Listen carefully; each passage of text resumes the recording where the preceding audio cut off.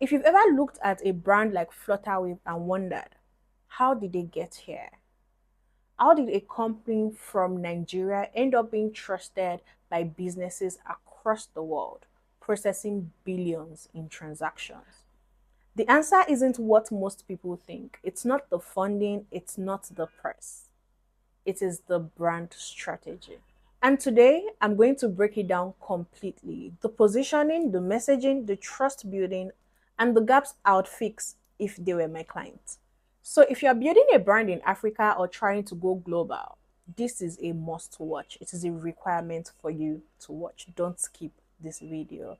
And to my new subscribers or my new joiners, if you're seeing me for the first time, hello, my name is Oluwapamilera and you're Lorida, and you can also call me Waye, a marketing and brand strategist with cross-sectorial and intercontinental experience. Welcome to my channel once again. And for my old subscribers, thank you for coming back and welcome to my channel. If you've not subscribed yet, hit the subscribe button below and subscribe to my channel now, because I'll be dropping weekly updates and brand tips that can help your business and also help you to understand how the brand and marketing world works. According to my research and analysis, FLUTTERWAVE is one of the most trusted African tech brands in the world. In fact, they have been valued at over $3 billion.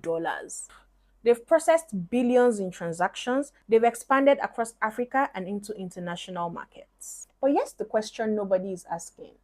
Is their brand strategy really working, or are they riding with the momentum? The first thing I would look at in any brand audit is positioning. What does this company stand for? Who is it for? And why them and not any other person or brand? FLUTTERWAVE's core positioning is the payment infrastructure for global Africa. That is a very strong statement. It is clear, it is ambitious, and it is specific. They are not positioning themselves as a payment app. They are positioning themselves as an infrastructure. And if you look back, you'd see that that's the same move Stripe made in the US, and it is smart. I'm sure you'd be wondering, how is that smart? The thing is that infrastructure brands don't compete. They become a necessity. Now, I'd give the positioning a solid 8.5 over 10. Now, you'd wonder why. Well, while the positioning is strong, right, and solid, their communication of it is inconsistent. And don't worry, we're going to get to that. We would get to that. Now, let's look at their messaging, the actual words they use to talk about themselves. On their homepage, the headline reads, "Endless possibilities for all," while the subtext reads, "Empowering businesses of all sizes with seamless payment solutions tailored for enterprises, startups, and emerging markets."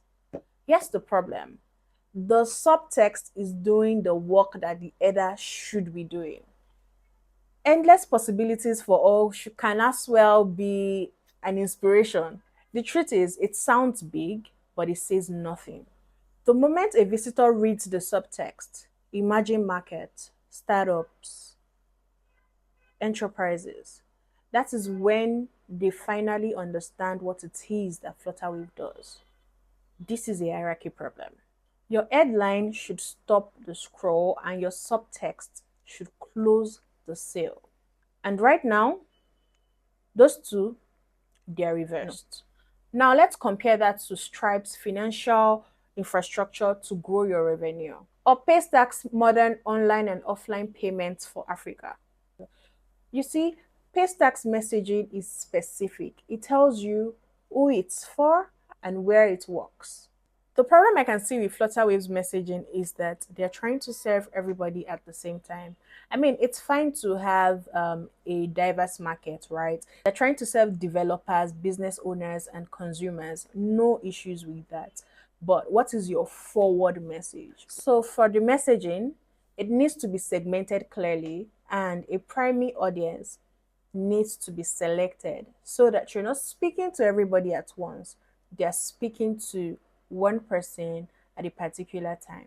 The information is there, but it is buried. Now I'm trying to think as someone that doesn't know the FLUTTERWAVE brand. I've never heard about FLUTTERWAVE. I don't know about FLUTTERWAVE, right? So that is why I'll give it a 7 over 10. Now let's talk about the visual identity. Believe me when I say that I love FLUTTERWAVE's visual brand. Like, the visual brand is modern, solid, and clean. Like, at this point, the designer, the visual artist should take their flowers. The colors are bold, the designs are consistent across all platforms. I think that this is one of their strongest areas. I like the intentionality behind, looking like a global tech company. They're not trying to look African in the stereotypical way. They're saying that we're a world class product or we're a world class brand that comes from Africa, that originated from Africa. And visually, they pull that up like the earth, guys, the earth. So for their visual identity, I'm going to give them a 9 over 10.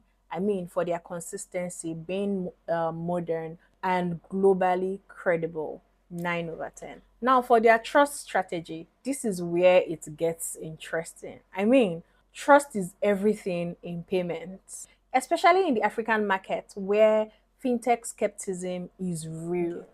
Flutterwave builds trust through three mechanisms. One is celebrity and partnership announcements. Two is social proof from well known merchants and brands. Three is regulatory compliance visibility.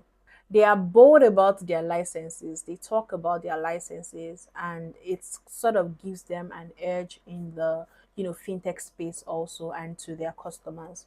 But here's the gap: they underinvest in community trust. When there were controversies, their brand wasn't resilient enough. I mean, they built trust in the press rather than in the people.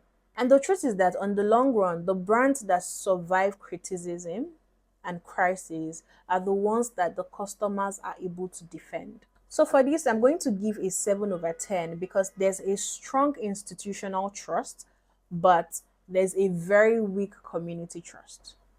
If Flutterwave hired me as their brand strategist, here's what I would do differently. One is to sharpen their audience. I'm going to try to stop speaking to everyone. I'm going to pick a primary audience, focus on campaigns or, the different, verticals of audience that they have. The second thing I'm going to do is to make the messaging feel more human. Like I explained earlier, the role of the headline and the subtext on the home page is reversed. So what I'll do is to flip the hierarchy in the communications and ensure that it is spelt out what you do and who you do it for. The messages that most customers are looking for are the messages that allow them to know what your product allows them to become. The third thing I'm going to do is to build a community brand layer. Maybe start a founder series, feature business owners, powered by Flutterwave. Basically, what I'm going to do is to turn the customers of Flutterwave into the brand. With all of this being said, I would say that Flutterwave is a good company with a great brand. Great brands are built with intentionality at every level, from positioning to messaging to trust to community. It is built with intentionality. So if you're building a brand in Africa right now, I want you to take the 3 points I'm going to say next seriously in your business, right? One is that clarity beats creativity, community beats campaign, and trust is built slowly but lost very fast. If you'd like me to do a brand audit like this for your business, all you have to do is to send an email to hello@wayepam.com and I'll be sure to work one out for you. If you've not subscribed to my channel, this is your chance to do so now. See you again next week where I drop another brand audit. Bye.